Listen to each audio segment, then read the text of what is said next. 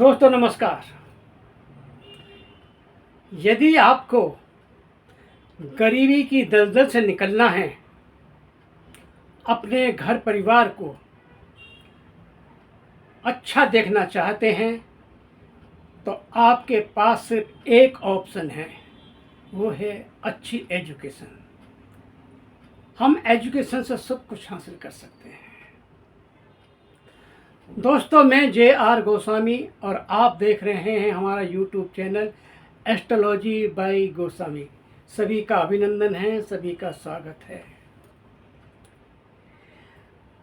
दोस्तों ये वीडियो जन्म राशि चंद्र राशि पर आधारित है और आज हम बात करने वाले हैं मेष राशि पर। जुलाई 2026 मासिक राशिफल किस प्रकार का रहेगा मेष राशि वाले जातकों के लिए। यूँ तो आप भली प्रकार जानते हैं कि मेष राशि पर शनि की 7.5 चल रही है, लेकिन अगर शनि की 7.5 चल भी रही है तो ये विषय एक अलग है। यदि आपकी जन्म कुंडली में शनि देव की स्थिति बहुत अनुकूल है तो आपको चिंता करने की बात नहीं है, और यदि शनि किसी सही स्थान पर नहीं है तो उसके बारे में मैं आपको उपाय बताऊंगा। वीडियो को अंत तक देखिए, वीडियो के अंत में मैं सटीक उपाय बताऊंगा। तो मैं कह रहा था कि आज हम मेष राशि पे बात करेंगे, और ये है हमारी मेष राशि। मेष राशि के लॉर्ड बनते हैं मंगल, तो मंगल बैठे हुए हैं दूसरे घर में। थर्ड हाउस में सूर्य हैं, फोर्थ हाउस में गुरु हैं, सूर्य हैं, बुध हैं, पंचम में केतु हैं, 11वें में राहु हैं, 12वें में शनि देव हैं। इस प्रकार की स्थिति बनी हुई है। कोई कुछ नहीं जानता जब तक के ग्रह अपना आदेश ना दें, क्योंकि ग्रहों के अनुसार ही आपको पंडित बतलाता है। क्योंकि ब्रह्मांड में जिस प्रकार की हलचल होती है वो मानव जीवन पे उसका असर निश्चित रूप से पड़ता है। तो आज हम जो बात कर रहे हैं मेष राशि की, कि क्या शुभ और क्या अशुभ फल देंगे, क्योंकि सूर्य भी राशि परिवर्तन करेंगे। 16 जुलाई को थर्ड हाउस से फोर्थ हाउस में आ जाएंगे, और 7 को बुध वक्रीय हो जाएंगे लेकिन फोर्थ में आ जाएंगे। शुक्र 5 जुलाई को फोर्थ हाउस से पंचम भाव में आ जाएंगे। स्थिति इस प्रकार है। तो वीडियो को अंत तक देखिएगा। मेरी वीडियो को लाइक कीजिए, शेयर कीजिए और सब्सक्राइब कीजिए। इस वीडियो में मैं आपको स्वास्थ्य, शिक्षा, आपका लव रिलेशन, वैवाहिक जीवन, भाग्य, कैरियर और आपके बिजनेस के बारे में विस्तार से बताऊंगा। बस आप ध्यान थोड़ा यहाँ दीजिए। तो जैसा कि हम देख पा रहे हैं कि मेष राशि के लॉर्ड बनते हैं मंगल। मंगल बैठे हुए दूसरे घर में। स्वास्थ्य के अनुसार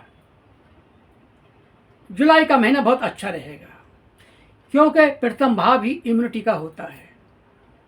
तो उसके अनुसार जो दिखाई दे रहा है, स्वास्थ्य में ज़्यादा कुछ गड़बड़ नहीं है, लेकिन क्योंकि शनिदेव जो 12वें घर में बैठे हुए हैं उनकी दृष्टि दूसरे घर पर पड़ रही है। इस वजह से एक काम हो सकता है कि आपके घुटनों में दर्द हो सकता है, कमर में दर्द हो सकता है, गले में इन्फेक्शन हो सकता है, बदन में दर्द रह सकता है।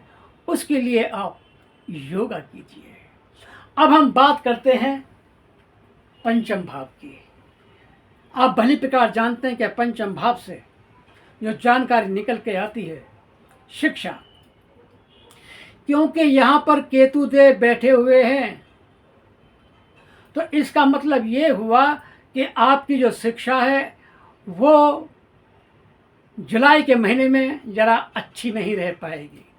मन एकाग्र नहीं होगा, भागेगा इधर उधर, कुछ और सोचेगा, कुछ और सोचेगा। आप कहीं एडमिशन लेंगे किसी क्लास में तो आप कहेंगे मैंने गलत ले लिया, मुझे यहाँ लेना चाहिए था, मुझे वहाँ लेना चाहिए था।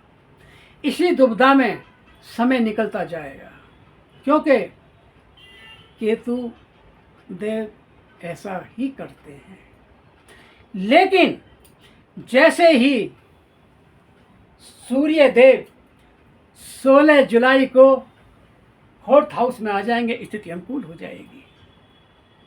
और 5 जुलाई को शुक्र भी तो पंचम भाव में आ जाएंगे, तो आप एक्टिव हो जाएंगे। थोड़ा आपको इंतजार करना होगा, आपकी पढ़ाई लिखाई अच्छी हो जाएगी। अब हम बात करते हैं आपके लव रिलेशन की। तो आपका जो लव रिलेशन है वो भी केतु देव की वजह से, क्योंकि केतु देव जो है मिलाने की बजाय दूरी ज़्यादा पसंद करते हैं। तो जब केतु देव बैठे हुए हैं तो ये आपको मिलने नहीं देंगे, बल्कि मन को भटकाएंगे, शक पैदा करेंगे, गुस्सा, नाराज़गी, ये सब आपको देखने को मिलेगा। जो बातें पहले अच्छे से होती थी, घूमते फिरते थे, बातचीत करते थे, अब उसमें थोड़ी कमी नज़र आ रही है। लेकिन जैसा कि मैंने बताया कि सूर्य देव जब 4th हाउस में आ जाएंगे और शुक्र जब पंचम भाव में आ जाएंगे तो स्थिति बदलेगी। अब हम बात करते हैं सप्तम भाव की। सप्तम भाव आपका वैवाहिक जीवन। आपका वैवाहिक जीवन इसलिए अच्छा नज़र आ रहा है, जो 7 नंबर लिखा हुआ है इसके लॉर्ड बनते हैं शुक्र। शुक्र जो है 5 जुलाई को पंचम भाव में आ जाएंगे।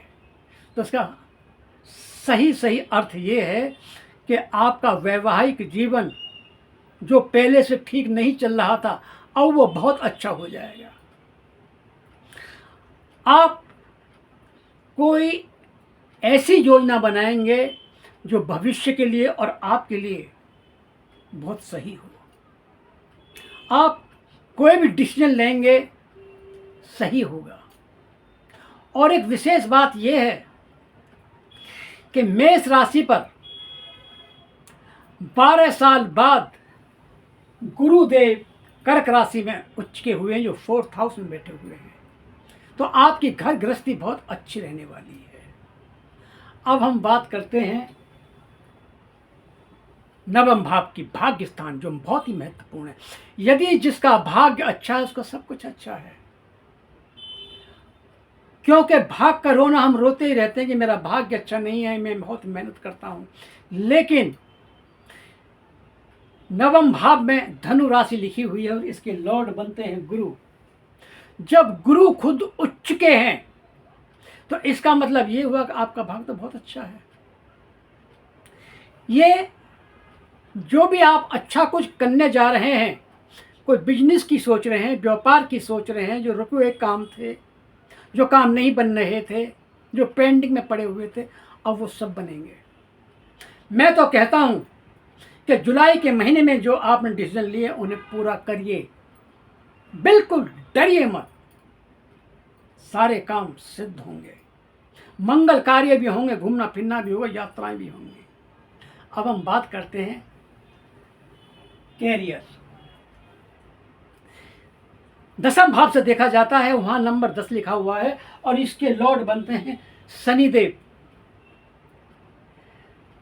तो इसका मतलब ये हुआ कि वहां पर भी मीन राशि लिखी हुई है, गुरु की दृष्टि है। तो 12वां घर यूं भी विदेश का होता है। यदि आप यहां नौकरी कर रहे हैं तो बहुत अच्छी बात है, नहीं तो आप विदेश में जाकर भी बहुत अच्छी उन्नति कर सकते हैं, आपको बहुत अच्छे चांस मिल सकते हैं। और अगर अपने ही यहाँ पर जहाँ पर आप नौकरी कर रहे हैं करिए, उन्नति होगी, जवाबदारी बहुत ज़्यादा मिलेंगी, काम काज आपको ज़्यादा करना होगा।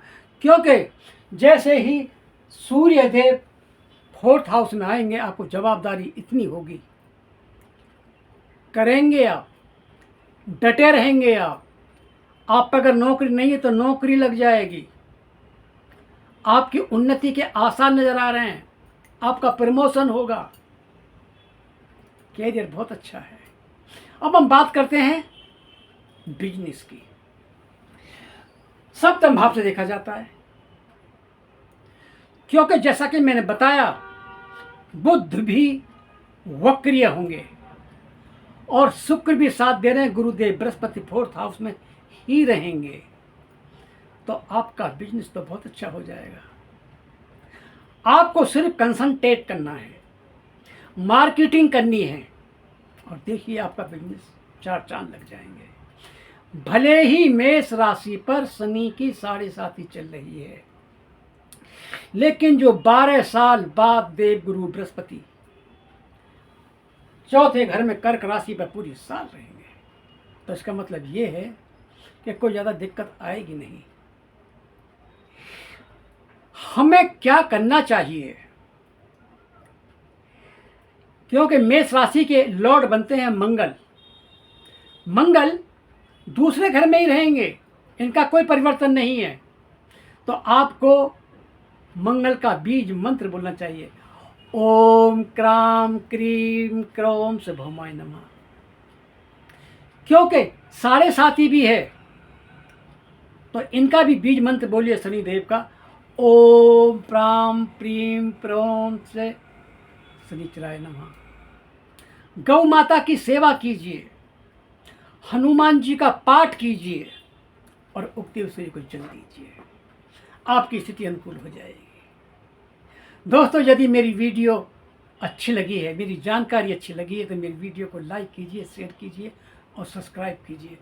मिलते हैं एक दूसरी राशि के साथ, बने रहिए हमारे साथ।